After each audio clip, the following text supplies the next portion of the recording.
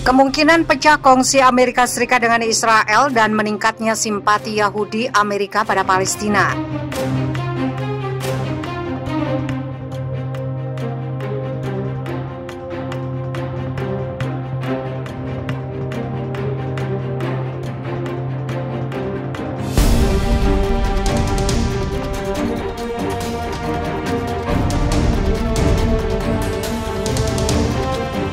Amerika adalah sekutu dekat Israel. Negara ini terus menjual senjata ke Israel di tengah serangan atas jalur Gaza, Palestina. Namun ada kemungkinan aliansi Amerika-Israel pecah.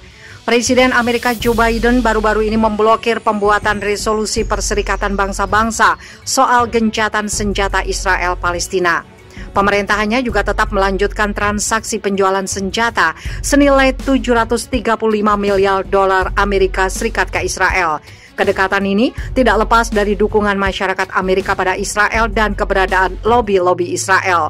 Melansir Guardian, pada pemilu 2018 saja, lobi-lobi kelompok pro-Israel menyumbang dana lebih dari 22 miliar dolar ke para politikus Amerika. Data yang diperiksa oleh Guardian menunjukkan bahwa lobi pro-Israel sangat aktif dan menghabiskan banyak uang untuk mempengaruhi kebijakan Amerika Serikat, tulis Tom Perkin, jurnalis Guardian. Sementara dukungan masyarakat Amerika pada Israel juga sangat tinggi.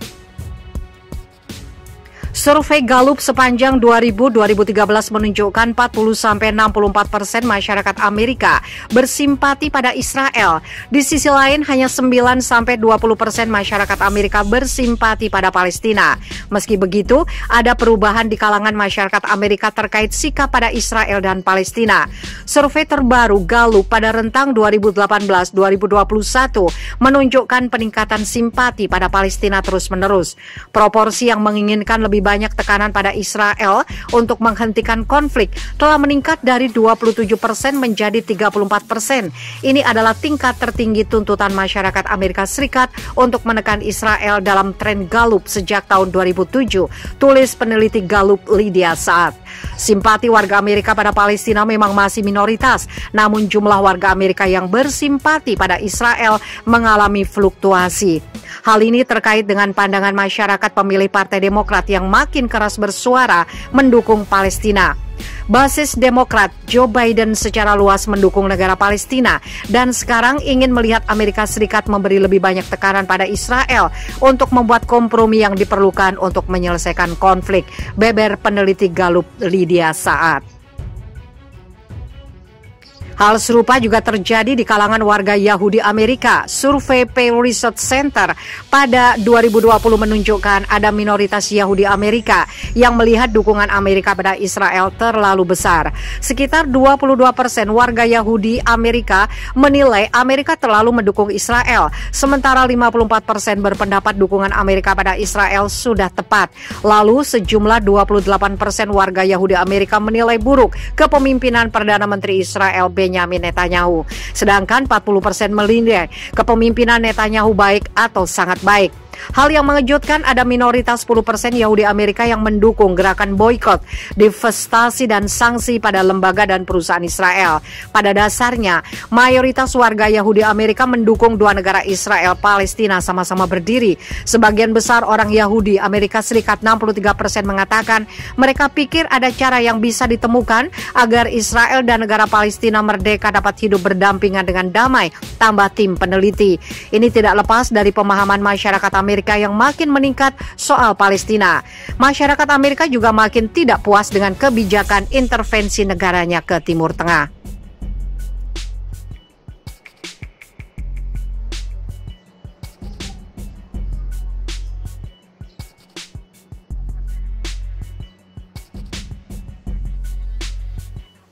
Politikus-politikus liberal Amerika seperti Alexandria Ocasio-Cortez bersuara keras mengkritik Israel.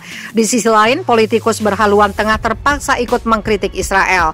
Orang-orang menjadi semakin sadar akan situasi hak asasi manusia yang tidak dapat dipertahankan di Gaza. Ini termasuk beragam koalisi dari kaum progresif Yahudi Amerika, Muslim Amerika, dan yang lainnya yang melihat kemanusiaan kita terkait langsung satu sama lain, ujar anggota Dewan Ilhan Omar dikutip dari Fox. Jurnalis Fox Zach Bauckham bahkan menyebut ada kemungkinan aliansi Amerika dan Israel akan pecah dalam jangka panjang. Melemahnya aliansi ini tidak bisa dihindari hanya jika Israel terus berada di jalur politik saat ini, tulis Bauckham, mengutip pendapat Matt Dulles, veteran kebijakan Amerika soal Israel-Palestina. Jalur politik yang dimaksud adalah kebijakan pemerintah Israel untuk terus memperluas pemukiman ilegal di Yerusalem Timur dan menyerang balik milisi Palestina secara berlebihan.